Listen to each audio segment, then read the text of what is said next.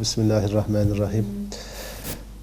Cenab-ı Hakk'a sonsuz şükürler olsun ki bizi yeniden bir Ramazan ayına muttali eyledi. Tekrar bu mübarek ayın feyzinden, bereketinden, hikmetinden, bağışlanmasından istifade etme fırsatı verdi Cenab-ı Hak. Sonsuz şükürler olsun.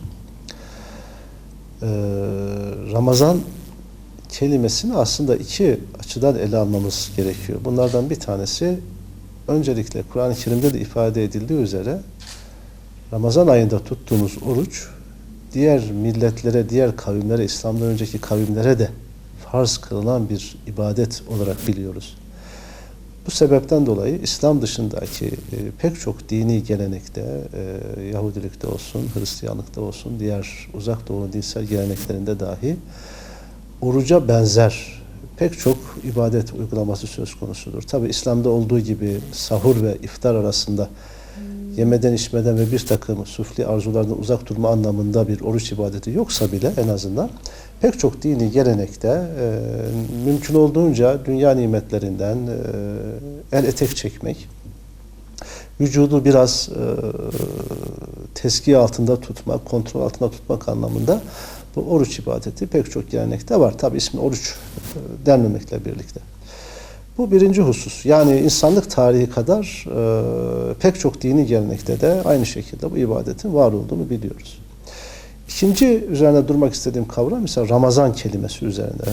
Ramazan kelimesi Arapça köken itibariyle kızgın kumun üzerinde çıplak ayakla yürüme sırasındaki ayak altında duyulan hissi ifade ediyor. Bir tür yanma hissini ifade ediyor.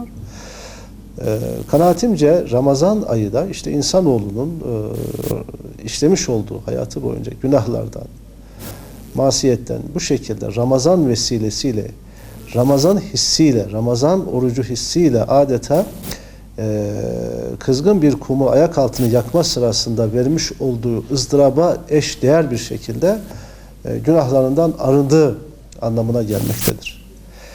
Bu anlamda Ramazan tıpkı kızgın kumu yaktığı gibi insanın da günahlarını, işlemiş oldukları fıskı, fücuru, masiyeti tümünü yakan, ortadan kaldıran bir ibadet olarak karşımıza çıkmaktadır.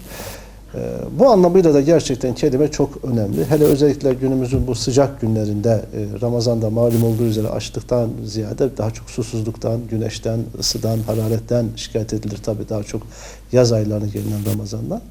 Bu sebepten dolayı bu kumun yakıcılığı hissini bu sıcak günlerde daha fazla hissediyoruz.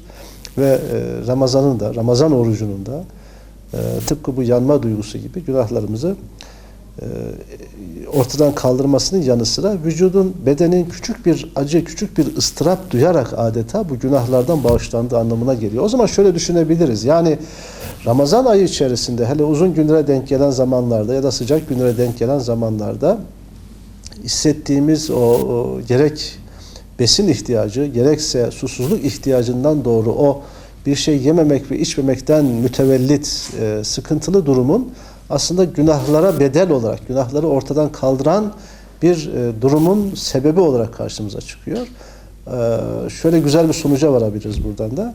Ramazan orucu sırasında açlık ve susuzluktan mütevellit hissettiğimiz o az da olsa küçük bir ıstırap hali esasen günahlarımıza kefaret oluyor. Günahlarımızdan bizi aklıyor, temizliyor anlamına da gelebilir.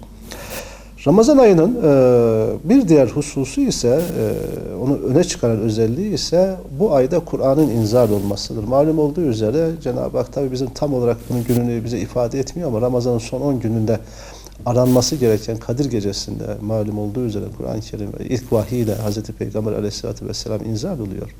Böylece Ramazan bir anlamda Kur'an ayı da olmuş oluyor. Ancak şöyle çok yaygın bir uygulama var toplumumuzda. Mukabeleler elbette ki bunlar İslami gelenek içerisinde yer alan uygulamalardandır. Ancak sadece Kur'an'ın bir mukabele formunda bir yüzünden terennüm edilmesinin yanı sıra elbette ki bu da önemli. Bir hatimlerin indirilmesi, okunması, Kur'an'la mümkün olduğunca hemhal olunması elbette ki bu şiddetle tavsiye olmakla birlikte aynı zamanda biraz da Kur'an'ın mesajının, Kur'an'ın içeriğinin idrak edilmesi için de bir vesile olması gerekiyor. Yani Kur'an'ın metninin yanı sıra Kur'an'ın tabii ki herkesin Arapça bilmediğini dikkate alırsak Kur'an'ın mealinden de olsa yani metninin yanı sıra mukabelesinin ve hatminin yanı sıra mutlaka mealinden de anlamından da hikmetinden de istifade etmek açısından Arapçanın dışında kendi dilimizle de Kur'an içeriğini okumaya, öğrenmeye çalışmamız gerekiyor.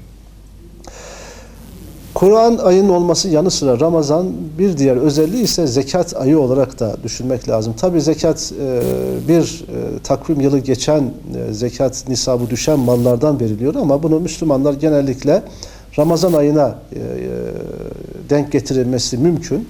O yüzden Ramazan ayı içerisinde zekatların verilmesi, hele hele oruçlu bir ortamda fakir fukaraya, zekata muhtaç olan insanlara bu zekatın ulaştırılması 1000 kat daha önemini artırıyor zekat ibadetinin.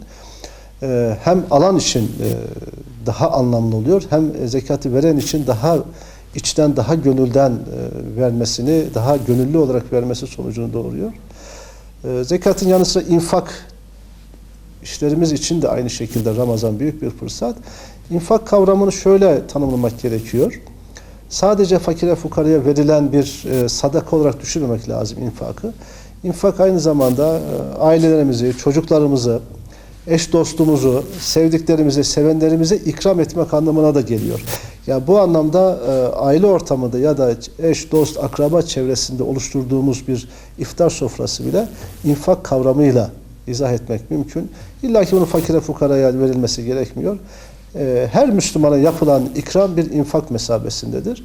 Ramazan ayında o yüzden sadece zengin sofraları değil, sadece fakir sofraları da değil, zengin, fakir, bütün Müslümanların bir araya geldiği, eşin, dostun, akrabanın bir araya geldiği, infak duygusunun öne çıktığı, ikramlaşma duygusunun öne çıktığı güzel bir buluşma fırsatı olması açısından da büyük bir ehemmiyete haiz olduğunu görüyoruz.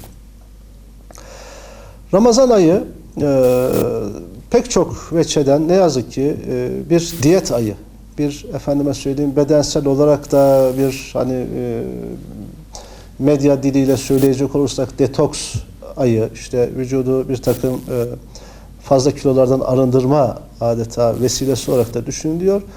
Bunu bu şekilde düşünmek İslami bir düşünce değil. Yani işte Ramazan gerçekten bir diyet ayı değildir. Ramazan'da sahuruyla birlikte ki sahurda da bereket vardır. Kesinlikle işte sahurda da yemek yemiyorum. En azından böylece biraz daha kilolarımı kontrol edebiliyorum düşüncesi sahurun bereketini atlamak anlamına gelir. Sahurun da mutlaka az ya da çok yerine getirilmesi gerekiyor. İftarın da tabii sağlık ölçüleri çerçevesinde yerine getirilmesi gerekiyor. Ama bu ayın kesinlikle bir kilo verme ayı olarak düşünülmesi, bir diyet ayı olarak düşünülmesi kanaatimce o ibadet yönünü kaçırmamıza sebebiyet verecektir. Bu anlamda hem iftarın hem sahurun bereketinden de istifade etmemiz gerekiyor. Özellikle bu ayda benim acizane tavsiyem İftar ve sahur saatlerinde özellikle yani Ramazan ayının en güzel saatleridir bunlar. İftara yaklaşan saatler, sahur saatleri, Kur'an'ın, ibadetin artırıldığı, duanın, zikrin artırılması gereken saatlerdir. Bu saatlerde işte bir takım medya, televizyon ekranlarından işte Ramazan programları gibi, işte oruç programları gibi yeme içme etkinlikleri yapan, işte bu akşam ne yesek, sahurda ne yapsak diye yesek tarzı aslında çok da İslami ahlaka uymayan, esasen Ramazan özünü isabet ettirmekten uzak olan bu tür programlar yerine bu saatlerde, özellikle iftara yakın saatlerde ve sahur saatlerinde namazı mümkün olduğunca işte iftara yakın saatlerde Kur'an'ı daha fazla okuyarak, gece namazlarını daha fazla belki artırarak, daha fazla Kur'an ile hemhal olarak, zikirle hemhal olarak geçirmek lazım. Medyadan ben özellikle uzak durulmasını, bu mübarek ay vesilesiyle Müslüman toplumlardan gerçekten temennim odur. Aynı zamanda maleyan işlerle de hemhal olmamak, namazı, orucu uykuya tutturmamak. Bizim ülkemizde çok yaygın bir uygulamadır ne yazık ki. İşte gece mümkün olduğunca ayakta geçirmek, sahur vaktine kadar oturmak. Tabi sahurdan sonra namaz, sabah namazı vakti geliyor. Sabah namaza kadar oturmak ve sabah namazdan sonra öğle vaktine kadar uzun bir uyku süreci. Bu da aynı şekilde oruçlu bir insanın, Ramazan'ı idrak etmiş bir insanın yapması gereken bir uygulama değildir. Bizim güzel bir terminoloji dilimizde bunun anlamı var. Orucu uykuya tutturmak diye tabir edilir. Bu da doğru söylemek gerekirse çok İslami bir geleneğe, Allah Resulü'nün sünnet-i seniyesiyle yakışan bir üslup olmadığını biliyoruz. Aslında tam tersine Ramazan'da daha çok uyanık olmak lazım. Hem Ramazan gecesi uyanık olmak lazım, hem Ramazan günü uyanık olmak lazım. Bu şekilde bir fırsat olarak bir dahaki sene Ramazan ayına yetişeceğimizin garantisi yok. O yüzden Allah Resulü'nün ifade ettiği üzere kim ki Ramazan orucunu büyük bir idrak ile tutarsa onun bütün geçmiş günahları affolunur. Hükmü gereğince buna iman etmiş insanlar olarak biz bu ayı bir arınma ayı olarak, bütün yapmış olduğumuz günahlardan temizlenme ayı olarak büyük bir fırsat olarak düşünmeli ve buna göre idrak etmeliyiz. Ben bu vesileyle bütün Müslüman ümmetinin, İslam aleminin Ramazan oruçlarını, Ramazan ayında yapacak oldukları ibadetleri şimdiden Cenab-ı Hakk'ın kabul etmesini niyaz ediyorum. Hayırlı, bereketli bir Ramazan ayı diliyorum.